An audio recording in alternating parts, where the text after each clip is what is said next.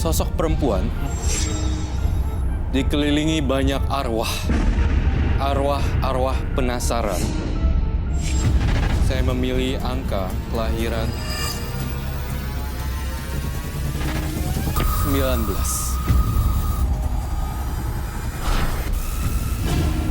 Siska, wanita cantik, kelahiran tanggal 19, mengalami kisah yang sangat tragis dari keluarganya. Tidak hanya itu, Siska juga sempat memakai susuk. Karma baik apakah yang harus dilakukan oleh Siska?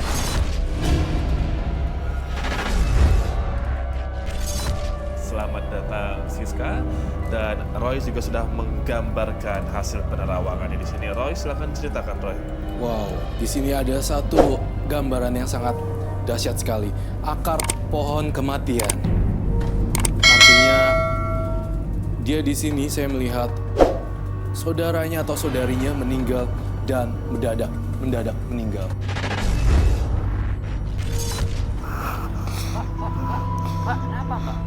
Gak apa-apa kok, Mas. Ya wes, kalau rok popo, jenenge sopo. Saya. Jangan mama lo toh, Mbak. Waduh, iki perempuan mukanya hancur. Waduh, perempuan begini mana ada yang mau? Ternyata muka aku iki ramong elek toh. Ternyata pada takut sama mukaku. Kapan gini ki aku dapat jodoh yang gini ki terus?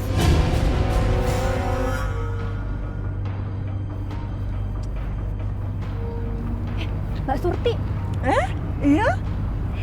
Iki Mbak Surti toh sampean? Iyo, pangling toh.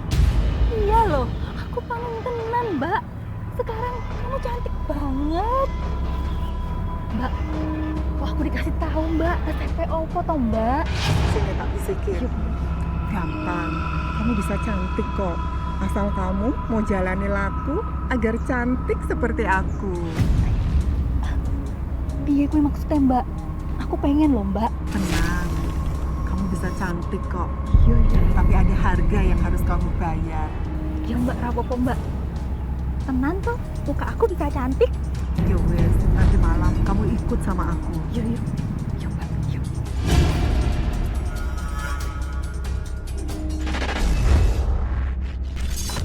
Roy, ini sebenarnya ada hubungan apa dengan apakah keluarga, orang tua atau apa sih, Roy? Kenapa bisa kakak beradik seperti ini menjadi, mohon maaf, saya bilang korban ya? Iya, adanya ikatan janji dengan sosok alam gaib di sini. Ikatan janji dengan bukan pesugihan di sini, tetapi janji terhadap makhluk halus tapi tidak ditepati dan secara turun-menurun memakan korban di sini. Saya melihat 1 sampai 5 dan akhirnya Janji siapa kepada siapa, Roy? orang tua terdahulu. Saya lihat ada satu lagi, ini adalah nenek-nenek. Neneknya beliau tampaknya yang sudah sepuh, kita menyebutnya mungkin mbah di sini. Saya ngeliat nenek-nenek penampakannya dan dia mengikat janji dengan tembang mocopatnya dan melakukan lagu-lagu kejawen di sini.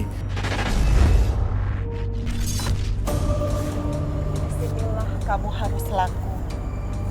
Sambil nembang Jawa seperti yang aku ajarkan tadi. Maka nanti akan muncullah Nyai Dasima yang tinggal di akar pohon beringin ini. Dialah yang akan memberikanmu kecantikan. Akhirnya sebentar lagi aku akan bebas dari kutukan akar pohon kematian yang menghantuiku dan keturunanku selama ini. Mbak, matur nuwun nggih. Iya, aku tinggal sekarang ya. Iya.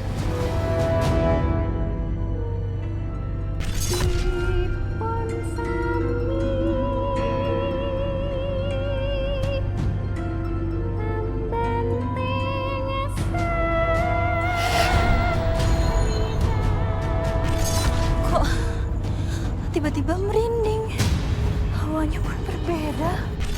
Ada yang membutuhkan pertolonganku.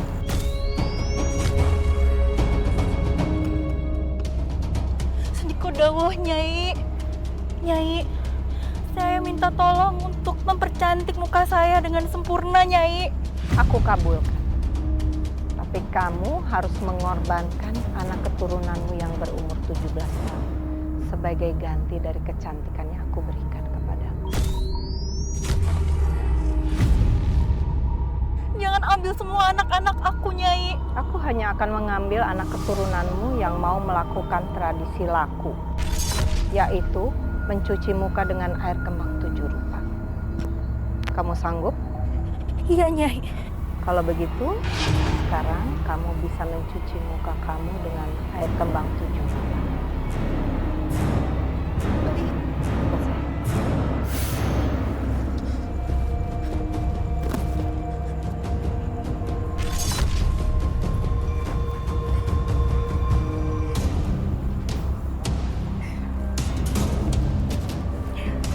Akhirnya aku dapatin juga muka cantik ini. Gak akan ada seorang pun yang menghina aku nantinya, termasuk para lelaki itu.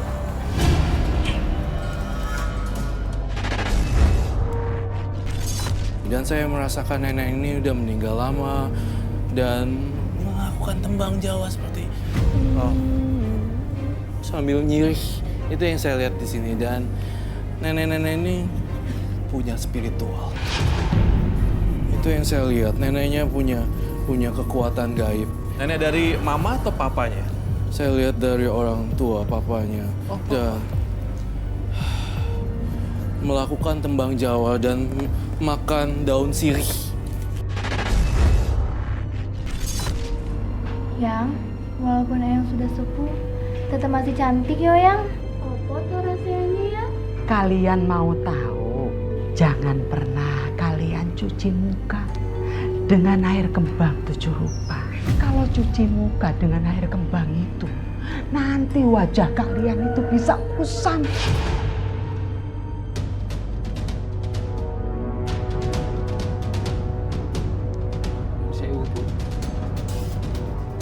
Ono apa toh? Nganu Bu, ada cucu ibu yang meninggal di usia yang ke-17.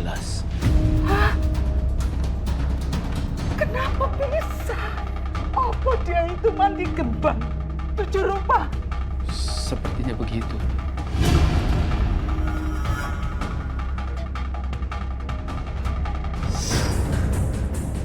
Kalian dengarkan? Bukan cuma bikin wajah kalian jadi kusam, tapi kalian mandi air kembang 7 rupa bisa makan nyawa kalian.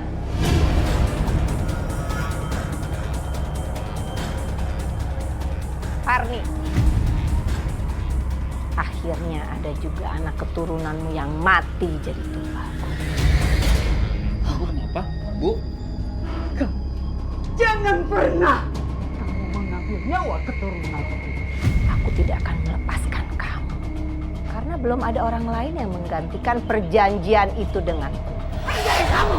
Pergi dari sini! Bu!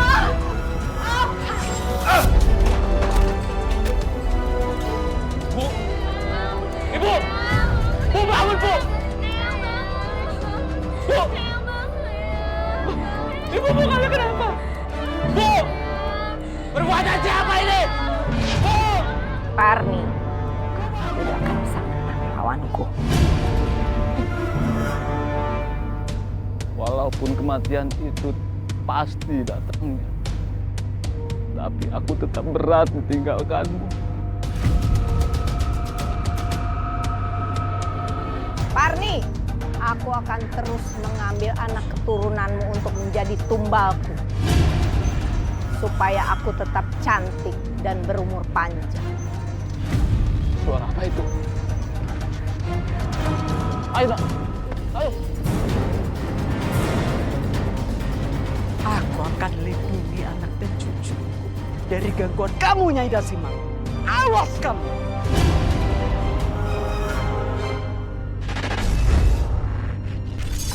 Saya terlahir dari keluarga yang sederhana. Saya berenam bersaudara. Dan saya anak keempat. Yang pertama lelaki, yang kelimanya wanita semua. Wow, 5. Bapak saya sudah meninggal tahun 2002. Sampai kapan kutukan iki berakhir? Ponakanku meninggal seperti orang yang tenggelam.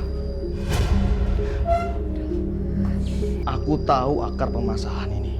Pohon itu tempat Eyang bertemu dengan Nyi Dasima, membuat perjanjian itu. Bagaimana kamu tahu, Pak?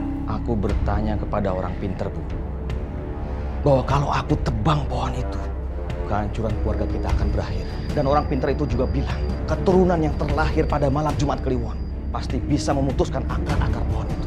Dan aku adalah orang yang terlahir pada malam Jumat Kliwon. Terus gimana toh, Pak, cara memutuskan kutukan itu? Aku juga tidak tahu. Tapi setidaknya, aku bisa menghancurkan tempat perjanjian itu. Pak, jangan toh, Pak. Lihat aja nanti. Aku akan menghancurkan tempat itu. Iki tempatnya yang membuat keluargaku meninggal dunia. Aku gak takut. Siapa yang menghubungi sini? Aku taruh bukan semuanya. Taruh bukan.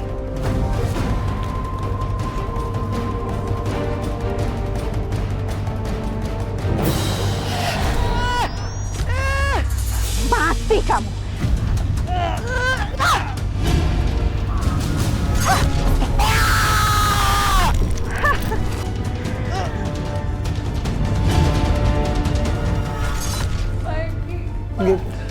Tunggu, Bu.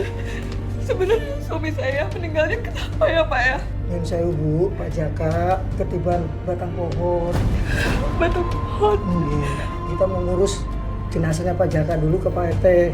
Iya, Pak. Terima kasih banyak ya, Pak ya. Tunggu. Dulu.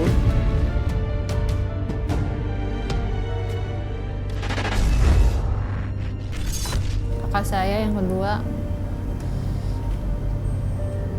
meninggal juga, cuman sejak lahir. Dan yang paling tragis itu kematian adik saya yang kelima dan yang keenam. Yang kelima itu meninggalnya nggak sakit lagi. Pas kejadiannya seminggu mau lebaran. Kita malamnya ngobrol, bercanda. Tahu-tahu jam 3 mau dibangunin sahur, dia udah nggak ada. Sebenarnya kakak tuh bingung sama mitos keluarga kita. Yang larang kita untuk membasuh muka pakai air kembang 7 rupa itu kenapa ya? Yalah Kak, itu mah cuma mitos belaka aja kali Kak. Kamu tuh kalau ngomong sembarangan aja. Kalau hal yang kita langgar itu bisa berbalik sama kita dan kita bisa jauh lebih cantik dari segala-galanya, kenapa enggak? Iya kalau cantik. Kalau ternyata benar kita malah membahayakan keluarga gimana? Lagian kakak nggak ngerti sama ibu. Kenapa dia nggak ngomong sama kita ya? Kakak jatuhnya dari sepupu. Siska benar. Mitos itu terjadi karena ada kejadian-kejadian yang tidak baik di keluarga kita. Tapi kalau kita nggak ngelakuin ini, kita nggak akan tahu mitos itu benar atau tidak. Pokoknya aku tetap mau membasuh muka aku dengan air kembang 7 rupa itu, titik. Eno, ibu minta jangan melakukan kamu membasuh muka kamu dengan air kembang 7 rupa. Kamu tuh nggak nurut banget sih. Tadi bilangin kan anaknya. Bu,